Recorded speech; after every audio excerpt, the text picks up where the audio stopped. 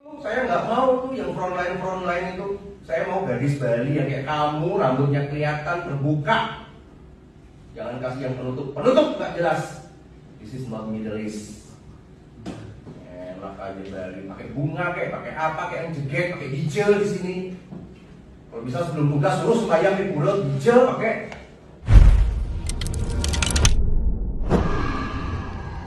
Assalamualaikum warahmatullahi wabarakatuh. Waalaikumsalam warahmatullahi wabarakatuh. Alhamdulillahirabbil alamin. Bung kameramen, tetap semangat untuk memenangkan aspirasi politik umat Islam hari Rabu tanggal 14 Februari 2024 dan sekarang sudah tahun 2024. Silakan Bung kameramen. Iya, Bu Alfian, ini kita ada kabar dari Senator Bali nih Bu Alfian. Namanya Arya Wedakarna. Nah ini diberitakan oleh Republika nih Bu Alfian. Tapi sebelumnya semoga Bu Alfian tetap sehat ya Bu Alfian. Amin, Allahumma amin, amin, amin. Ya, Insyaallah. Bu Alfian diberitakan oleh Republika dalam beritanya langsung ya. Senator Bali Arya Wedakarna mendadak viral di lini masa Twitter atau X akibat video ketika Arya sedang memarahi Kepala Kanwil Bea Cukai Bali, Nusa Tenggara, dan Kepala Bea Cukai Bandara 1 Bandara I Gusti Ngurah Rai, serta pengelola bandara. Ucapan Arya dianggap rasis lantaran menyinggung jilbab atau hijab yang dikenakan muslimah. Ucapan Arya yang ingin agar pegawai asli Bali ditempatkan di meja depan melayani wisatawan dibandingkan pegawai yang memakai hijab menimbulkan kontroversi. Saya nggak mau yang frontline itu, saya mau yang gadis Bali kayak kamu, rambutnya kelihatan terbuka. Jangan kasih yang penutup nggak jelas. This is not Middle East, ini bukan Timur Tengah. Enak aja Bali, pakai bunga kek, pakai apa kek. Nah, Bu Alfian, sebelum saya kasih berita lainnya, respon Bung Alfian dengan sikap si Arya ini bagaimana, Bung Alfian? Ya akhirnya omongan soal toleransi, omongan soal kebinekaan menjadi tidak berlaku. Jadi kepada saudara Arya Wedakarna, saya Alfian Tanjung ingin mengingatkan Anda bukan orang pertama yang bersikap seperti itu di beberapa kesempatan. Dan terus terang akhirnya saya mau balik bertanya, ada di mana toleransi, di mana ada Bhinneka Tunggal Ika? Maka dengan ini kepada seluruh masyarakat muslim di seluruh Indonesia yang mayoritas, jangan pernah memberikan tempat buat frontline orang yang tidak menerapkan syariat Islam pada pribadinya. Ini penting saya nyatakan dengan terbuka. Karena Anda duluan kita selalu diteriaki untuk jangan intoleran, tapi Anda intoleran. Ini mungkin penting saya perdengarkan kepada seluruh pemirsa. Mari katakan pada seluruh dunia, ishadu bi anal muslimun. Kita orang Islam, punya penampilan, punya keyakinan, punya identitas, punya syariat. Dan ini menjadi bagian penting. Dan saya pikir, kalau boleh saya ingat ada 1 atau 2 kasus lain di Bali begitu. Termasuk juga kalau di Bali, kalau lagi hari raya mereka, kita nggak bisa ini dan itu terus terang saja. Maka nanti artinya ini akan menjadi catatan khusus kepada seluruh masyarakat Indonesia. Kalau kita mau toleransi, mari menghargai orang lain bukan dengan cara menghina.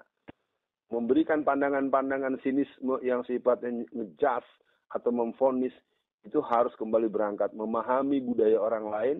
Anda boleh berbeda dengan saya tersinggung sebagai salah satu orang pergerakan Islam. Jadi buat Arya Wedakarna, mungkin nanti kami juga akan melakukan hal-hal yang mungkin tidak sama ya, tapi paling tidak akan mempertegas komitmen bahwa Islam adalah satu ajaran yang akan menampakkan siapa dia dimanapun dia berada. Terima kasih Bung kameramen, boleh dilanjut. Jangan kasih yang penutup nggak jelas. This is not Middle East.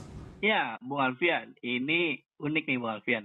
Ustadz Hanan Ataki yang biasanya adem kalem, tiba-tiba beliau memposting di Instagram beliau dengan caption begini Bung Alfian. Kalau memang agamanya mengajarkan cinta kasih, kenapa justru dia yang paling pembenci dan menghina agama lain? Nanti kalau diramein, bilangnya minoritas tertindas. Nah, kemudian kalau dari Instagramnya Bung Alfian, itu banyak juga Bung Alfian yang berkomentar hampir 1.000 atau sekitar 700-an lah ya. Nah kemudian kalau Bung Alfian di captionnya tulisannya adalah ada masalah apa dengan umat Islam. Nah jadi Bung Alfian, menurut Bung Alfian, kan gimana ya, katanya itu Bali itu daerah yang paling toleran tuh Bung Alfian. Ini kan sungguh kebencian yang menurut saya ya sebetulnya dia nggak pengen tuh Bung Alfian viral kalau menurut saya gitu. Ini Bung Alfian bagaimana melihat? Ya, saya ingin katakan yang pertama, nanti buat pemirsa silakan dibaca dengan utuh surat 3, nama suratnya Ali Imran, ayat 118 sampai 120. Di ayat 118 itu ada kalimat fi suduruhum akbar. Di hati mereka itu jauh lebih kejam lagi. Dan itu mungkin perlu dibaca untuk seluruh kaum muslimin dimanapun berada yang menyimak penampakan channel ini. Yang kedua buat Bung Kameramen, yang mungkin Bung Kameramen bisa terkejut ya. Perkembangan muslim di Bali itu di atas rata-rata. Terus terang saja, biar Bung Kameramen dia tahu ya. Jadi orang-orang Bali itu yang masuk Islam itu sampai tahun 2010 aja itu sudah hampir 1,5 juta orang.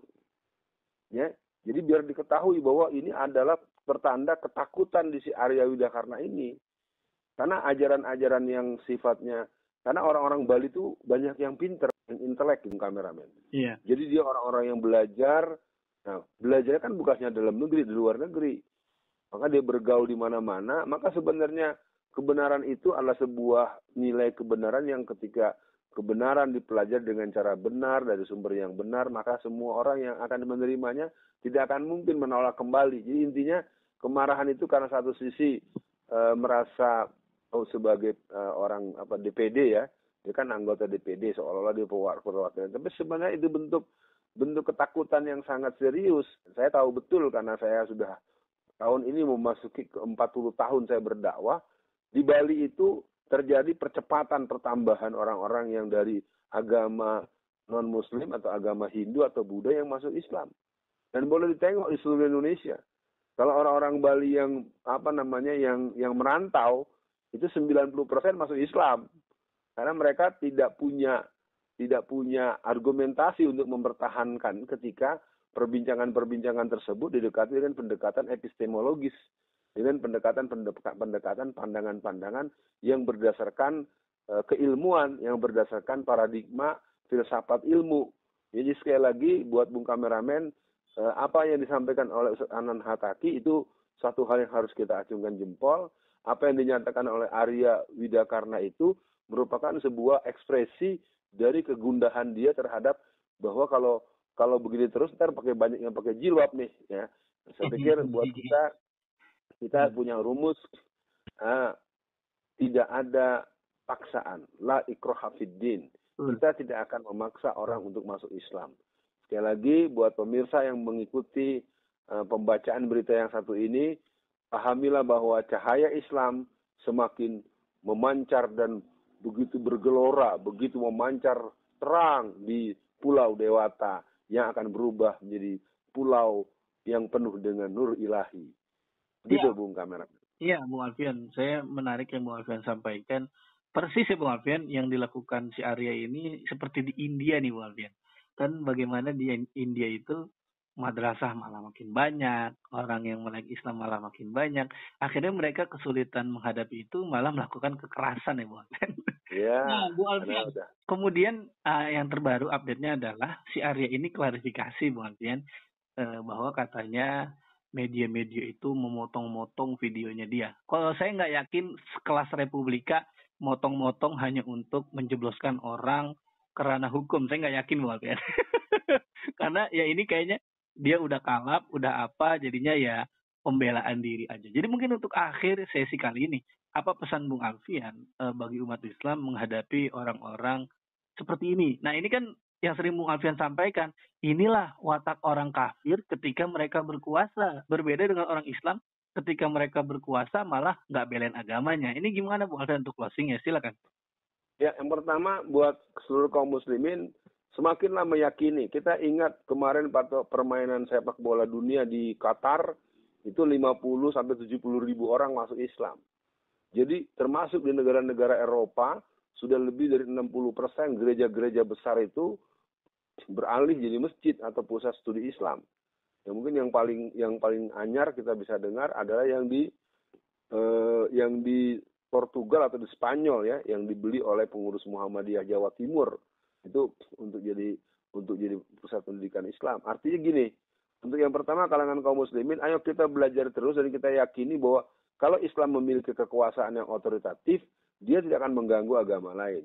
Kita punya konsep toleransi, lakum dinukum waliyadin. Kalau Anda mengamalkan agama Anda di pusat kegiatan peribadatan agama Anda, pemerintah akan melindungi sebagaimana Pak Anies Baswedan di Jakarta 2017 sampai 2022. Nah yang kedua, buat orang-orang di luar Islam, Anda harus tahu negeri ini mayoritas Islam. Ya, jangan macam-macam. Ya, ini penting saya sampaikan buat kaum muslimin dan seluruh orang-orang yang bukan Islam. Anda ini ingin menekan kita jangan melakukan tindakan mayoritas yang katakanlah yang intoleran, tapi Anda juga ingin memerankan diri sebagai tirani minoritas.